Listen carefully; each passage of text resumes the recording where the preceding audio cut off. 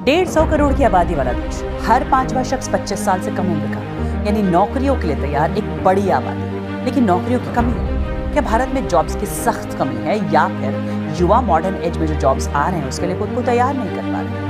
छात्र और युवा इंजीनियर तो बन गए लेकिन नौकरी नहीं मिली। एक अध्ययन के मुताबिक आज भी देश के 50% यानी आधे इंजीनियरिंग कॉलेज अपने छात्रों को नौकरी देने में असफल हैं। The jobless rate in Indian cities swelled to 10.1% in December. ये करो या मरो वाली बात नहीं है। सवाल ये है कि क्या हम इस बेरोजगारी के साथ आगे बढ़ सकते हैं, क्योंकि गंभीर बेरोजगारी से दूसरी समस्याएं पैदा होती हैं। अपराध, सामाजिक असुरक्षा के साथ और भी कई तरह की मुश्किलें पेश आती हैं।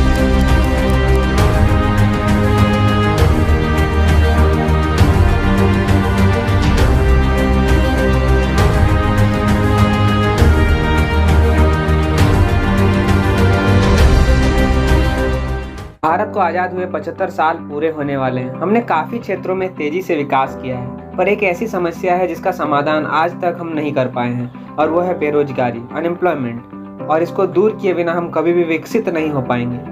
कितनी ही सरकारें आई और गई, पर यह समस्या कम होने के बजाय तेज़ी से बढ़ती चली गई है। आज हम जानेंगे भारत में बेरोजगारी या अनएम्प्लॉयमेंट के क्या कारण हैं, आखिर यह समस्या इतनी बड़ी कैसे हो गई। हम अक्सर प्रॉब्लम को तो बताते हैं पर सॉल्यूशन को नहीं, पर आज हम इस वीडियो में अनएम्प्लॉयमेंट को कैसे कम किया जा सकता है इसकी भी बात करेंगे।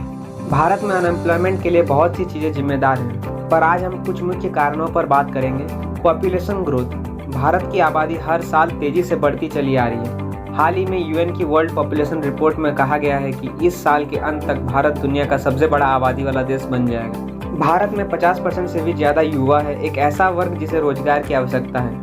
जब इसकी संख्या हर साल तेजी से बढ़ती जाती है तो जितने अवसर रोजगार के लिए बनते हैं वो कम पड़ जाते हैं, और इसी के नतीजे में हमें हर साल बेरोजगारी बढ़ती हुई नजर आती है। साल 2009-10 में 28 मिलियन लोग अनएम्प्लॉयड थे भारत में, तो वहीं 2014 में 48.26 मिलियन लोग। तो वहीं CMEI की रिपोर्ट बताती है कि 2021 में 53 मिलियन लोग अनएम्प्लॉयड थे। क्योंकि आबादी तेजी से बढ़ती है इसलिए अनएम्प्लॉयड लोगों की संख्या भी तेजी से बढ़ती है। दूसरी जो सबसे बड़ी समस्या है वो हमारा एजुकेशन सिस्टम, जो बना था अंग्रेज़ों के समय पर। उस समय की रिक्वायरमेंट्स अलग थी, टेक्नोलॉजी अलग थी, और समय समय पर हमारी रिक्वायरमेंट्स टेक्नोलॉजी बदली पर एजुकेशन सिस्टम नहीं बदला। हमारे एजुकेशन सिस्टम में प्रैक्टिकल स्किल से ज़्यादा थ्योरेटिकल डिग्रीज को इम्पोर्टेंस दिया जाता है। और तीसरी बड़ी समस्या यही है कि ज़रूरी स्किल का ना होना। अब कोई भी काम को करने के लिए चाहिए बेसिक नॉलेज और स्किल, जो हम अपने अंदर डेवलप नहीं कर पाते हैं। हमारे अंदर वो नेसेसरी स्किल होती ही नहीं है जो एक छोटे से छोटे जॉब के लिए रिक्वायर्ड होती है। इसलिए एक ऐसा वर्ग भी है जिसका मानना है कि हमारे अंदर वो ज़रूरी स्किल नहीं होते हैं, जिसके कारण हम अनएम्प्लॉयड रह जाते हैं। भारत की जो मैक्सिमम आबादी है वो रहती है गाँव में, और गाँव के सारे लोग मैक्सिमम बेस्ड है एग्रीकल्चर पर, अपने एम्प्लॉयमेंट के लिए या फिर रोजगार के लिए। जब इस क्षेत्र में समस्या आती है तो एक बहुत बड़ा वर्ग अनएम्प्लॉयमेंट से जूझता है। हाल ही में CMIE की रिपोर्ट के अनुसार एग्रीकल्चर में एम्प्लॉयमेंट में तेज़ी देखी गई है। साल 2017-18 में 35.3%, तो वहीं साल 2018-19 में 36.1%, तो वहीं 38% 2019-20 में एम्प्लॉयमेंट रही एग्रीकल्चर सेक्टर में। जेंडर इनइक्वालिटी भी एक बहुत बड़ी समस्या है अनएम्प्लॉयमेंट के लिए। इस बात का अंदाज़ा आप इस बात से लगा सकते हैं कि साल 2020-21 में भारत में 73.5% मैन और 31.4% वेमेन एम्प्लॉयड थे। एक बहुत ही बड़ा गैप है इन दो जेंडर्स के बीच में। जॉब क्रिएशन के लिए मैन्युफैक्चरिंग एक बहुत बड़ा सेक्टर है। हाल ही में ऑटोमेशन और आर्टिफिशियल इंटेलिजेंस के आने से इस सेक्टर में भी बहुत असर पड़ा है, इससे अनएम्प्लॉयमेंट और ज़्यादा बढ़ी है। मैं जिस पर बात करने जा रहा हूँ इस पर बात करना बेहद ज़रूरी है, हमारी मेंटलिटी और मानसिकता। ऐसी मानसिकता जो मैक्सिमम लोगों के अंदर होती है। अप्रोचिंग फॉर गवर्नमेंट जॉब, हम में से कोई भी जो 12th से पास आउट हो जाता है या फिर उसे ग्रेजुएशन डिग्री मिल जाती है, उसके बाद वो सबसे पहले सरकारी नौकरी के पीछे ही भागता है। और भागने का रीज़न बड़ा ही सिंपल है, क्योंकि हमें लगता है कि गवर्नमेंट जॉब स्टेबल होती है और हम काम करें या ना करें हमें निकाला नहीं जाएगा। इसी गवर्नमेंट जॉब के अप्रोच के कारण लाखों लोग अनएम्प्लॉयड रह जाते हैं। इसके लिए नॉर्मली हम अगर SSC CGL एग्ज़ाम की एक डेटा को देखें तो समझ में आता है कि कितनी कम वैकेंसीज़ के लिए कितने लोग अप्लाई करते हैं। साल 2017 में 8,121 वैकेंसीज़ के लिए 30,26,598 लोगों ने अप्लाई किया था। तो वहीं साल 2020 में 7,035 वैकेंसीज़ के लिए 89,792 लोगों ने अप्लाई किया था। इसी से समझ में आता है कि गवर्नमेंट जॉब की जो अप्रोच है वो किस प्रकार है। हर किसी को किसी न किसी फील्ड में इंटरेस्ट होता है। अगर हम अपने हुनर को पहचानें और उस स्किल को डेवलप करें तो हम अपना मनपसंद काम भी कर सकते हैं और इससे अनएम्प्लॉयमेंट भी कम होगी।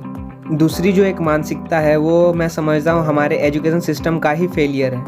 हम सबको लगता है कि हम सबके पास 5-6 ही करियर ऑप्शन हैं, उसमें से engineering, doctor, government job, civil services, banking, यही सारे करियर ऑप्शंस हमारे लिए हमें नज़र आते हैं। इन सभी करियर ऑप्शंस के बाहर हम में से मैक्सिमम लोग नहीं सोचते हैं। कोई थोड़ा सा भी पढ़ लिख लेता है तो उसे लगता है कि एग्रीकल्चर या फिर कोई छोटे किराने की दुकान या फिर कोई गराज या फिर कोई इलेक्ट्रिक की दुकान या फिर कोई छोटा बिजनेस, ये सब किसी तरह के करियर ऑप्शंस नहीं हो सकते। हमें लगता है कि ये तो अनपढ़ लोगों का काम है, हमें तो केवल एक डॉक्टर, इंजीनियर या फिर कोई सिविल सर्वेंट ही होना चाहिए। इसी अप्रोच के कारण बहुत सारे लोग अनएम्प्लॉयड रह जाते हैं। इंडियन एक्सप्रेस के एक आर्टिकल में हम देख सकते हैं कि पिछले 8 सालों में 22 करोड़ एप्लीकेशंस गवर्नमेंट जॉब के लिए डाली गई, उसमें से 7.22 लाख लोग ही सिलेक्ट हो पाए, जो 0.3% होता है।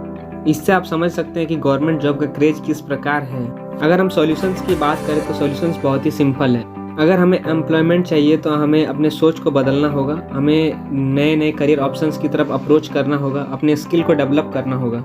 और जो इनिशिएटिव गवर्नमेंट्स को लेने हैं उनमें से है एजुकेशन सिस्टम में सुधार, पॉपुलेशन को किसी तरह से कंट्रोल करना, मैन्युफैक्चरिंग को बढ़ावा देना, एग्रीकल्चर के सेक्टर में ज़्यादा से ज़्यादा निवेश करना, रिसोर्सेज को पहुँचाना, छोटे बिजनेसेस, MSME एंटरप्रेन्योरशिप को इनकरेज करना। अगर हम इन चीज़ों पर काम करते हैं तो हमें अनएम्प्लॉयमेंट में काफ़ी सुधार देखने को मिलेगा। आपको क्या लगता है भारत में अनएम्प्लॉयमेंट के क्या कारण हैं? हमें कमेंट जरूर करें।